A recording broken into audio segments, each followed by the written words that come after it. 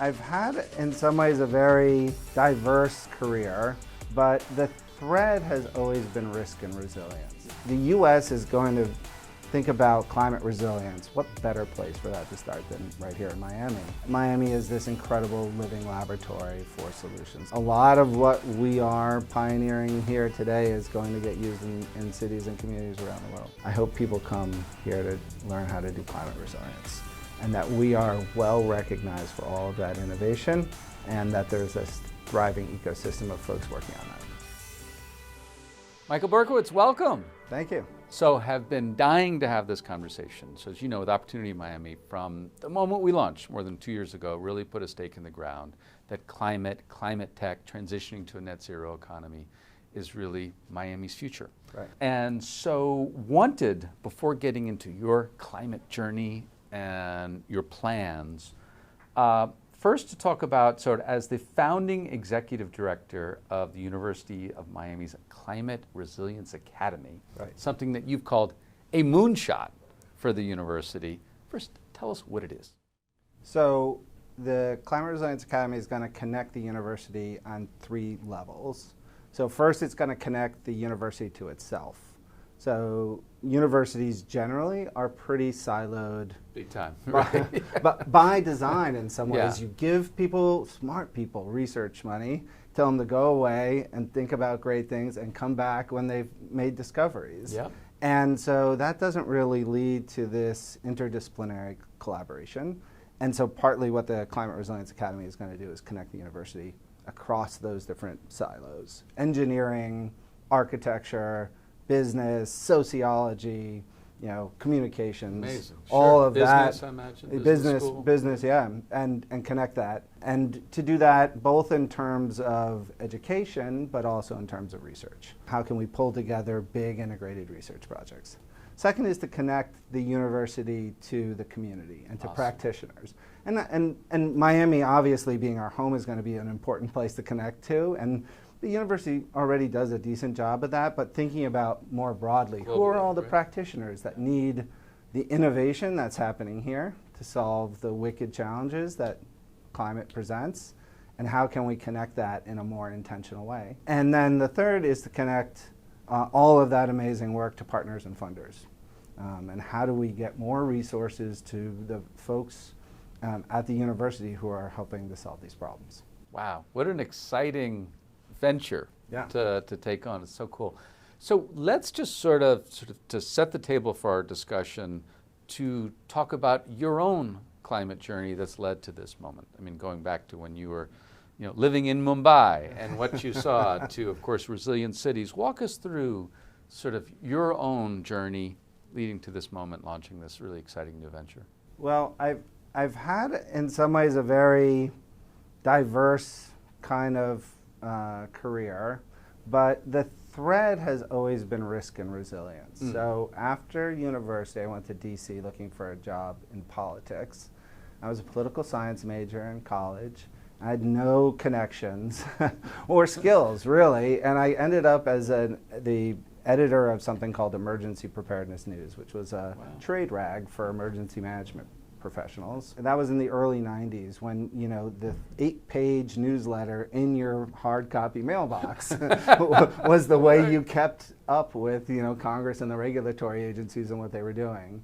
And so eventually I was recruited to come to the New York City Office of Emergency Management in the mid-90s, 97, 98. And I worked there from 98 to 2005. And so that's a lot of big disasters happened during that time. It was obviously 9/11, anthrax attacks, the blackout of 2003. The biggest. I mean, the big blackout. Yeah, and the thing is, in government, like, smart, ambitious kids can really make a name for themselves, and I ended up as a deputy commissioner there.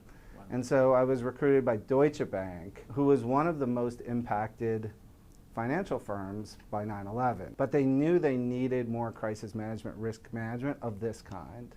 And so, as you mentioned, I joined in New York, but I quickly went to Mumbai, to Singapore, to London. I ended up as the head of operational risk management, which is, for those people who don't know, it's like all the non-financial risks.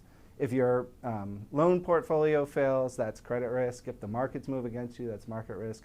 Basically, everything else is operational risk. Mm-hmm. So I did that for a while, but I had met Judy Rodin, who was she's a resident of Miami, Yeah. but at the time she was the president of the Rockefeller Foundation, just about to announce 100 resilient cities, and she and I really hit it off.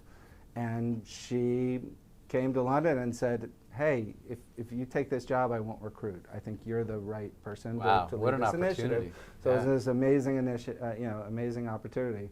And so we started to think about resilience. This is the kind of pivot in my career. And you went back to New York. And I went back to New York to do that, and eventually spun out a new organization called Resilient Cities Catalyst, and then I came here. But this pivot between Deutsche and 100 Resilient Cities is when I start to think about risk and resilience in slightly different ways. Resilience is in 100 Resilient Cities is really thinking about that upstream. How is the community architected? What are the capacities communities have to survive, adapt, and thrive in disasters? And that's really what led me here. Wow. So what excited you about this role, coming to Miami? New place, obviously lived in many places, Singapore, Mumbai, London, New York. What excites you about coming to Miami?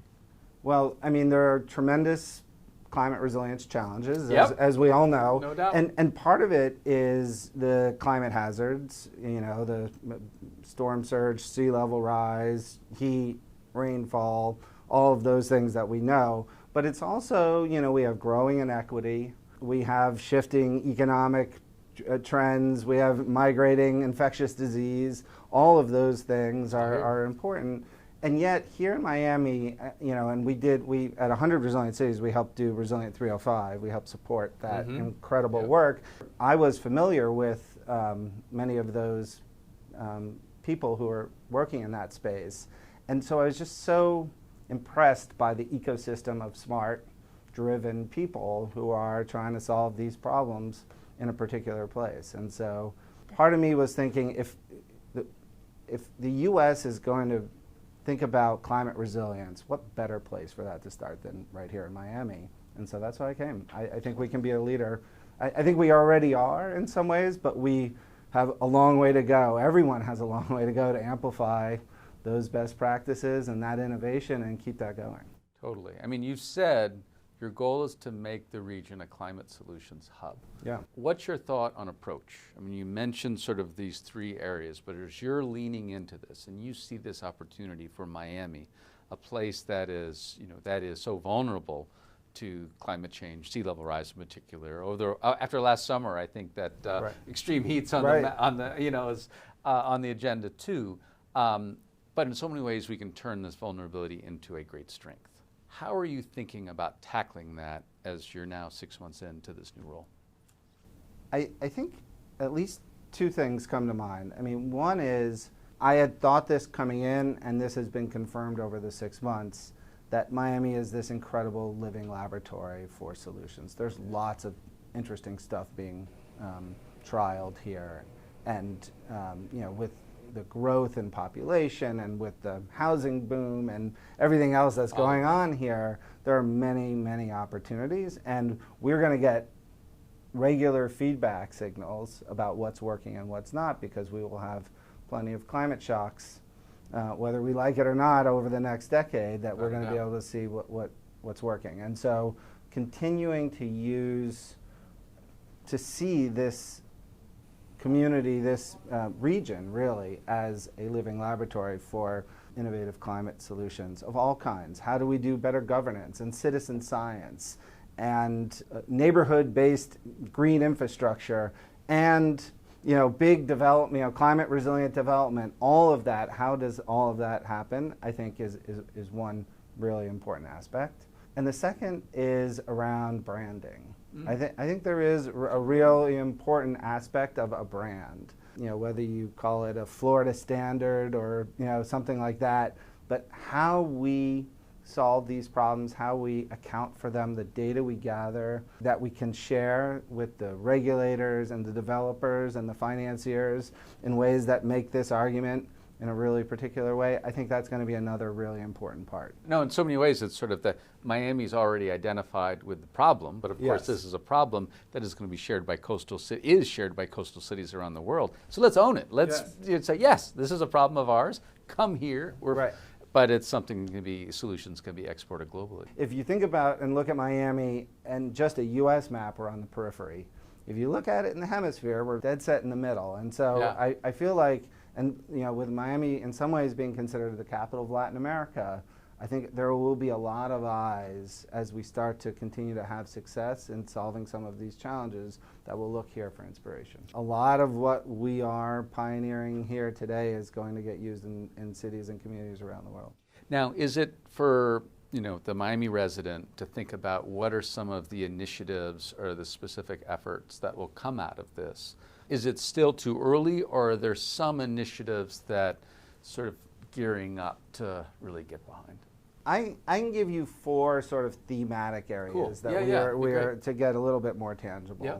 So the first is new kinds of infrastructure. If you think about how we, the materials we use, the kinds of designs we employ, the ways we fund and finance and account for the benefits of new kinds of infrastructure, that whole value chain is incredibly important and something where we're doing a lot of interesting work in the region and at the University of Miami in particular, and so that's going to be one important pillar. The second is around immigration, migration, and climate displacement. We are going to we are in fact a receiver community. We know there's lots of migrants and immigrants who come here in part because of climate shocks, but we may also be a leaver community as climate shocks continue to happen. Sure. And so understanding what those dynamics are is going to be incredibly important. It's something that mayors and business leaders and nonprofits in cities around the world are struggling with.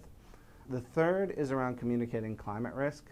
So understanding how we process climate risk and what techniques are needed in order to change behavior, I think is going to be something that's really interesting. If you think about the ways in which we changed smoking behavior, we had a scientist, the Surgeon General, say smoking causes cancer, and then we took the cigarettes out of actors' hands, and then we put pictures on cigarette cartons, and then we taxed and sued and regulated, and over 3 generations we've changed behavior.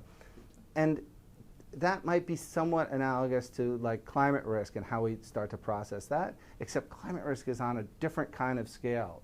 It's on a multi-generational scale, and it's on a large regional scale as well. But there's no better place to understand how people respond to different kinds of messages than here in South Florida, because you have all this diversity. And the fourth is around the intersection of climate and health. And something the U is doing a lot of work on in a bunch of different areas. Natural. And this is everything from different kinds of infectious disease patterns to non-communicable health outcomes like during heat or air quality days, or when you get mold spores, or all of those questions. There's post-disaster health that and all of those outcomes. And then, of course, mental health. And I think we have some of the leading thinkers in this space, and so finding ways to promote this kind of research and amplify it. Your job, and part of your job is to bring that to the community. That's right. Pull them out, out of the university, out of the campus, where amazing things are happening, but oftentimes no one else knows about it. That's right. All right, to wrap up, with Opportunity in Miami, we have framed it around imagining the Miami of 2040 and helping our community build it. As we think about the work that you're leading, just getting off the ground now, 6 months in, what do you hope this particular effort looks like then, and what do you hope Miami looks like then? Well, let's start with Miami. I hope we are a more equitable, cohesive, less car-centric kind of place, because there's so much wonderful stuff that's going on here, and I hope that is able to continue to flourish. What that means in terms of the Climate Resilience Academy and more broadly, like the efforts to make Miami a centerpiece of this resilience innovation and climate resilience innovation. I hope we are, in the same way that people go to the Netherlands to learn how to manage water, I hope people come here to learn how to do climate resilience, and that we are well recognized for all of that innovation, and that there's this thriving ecosystem of folks working on that. That's an awesome vision. Michael Berkowitz, thank you. Thanks, Matt.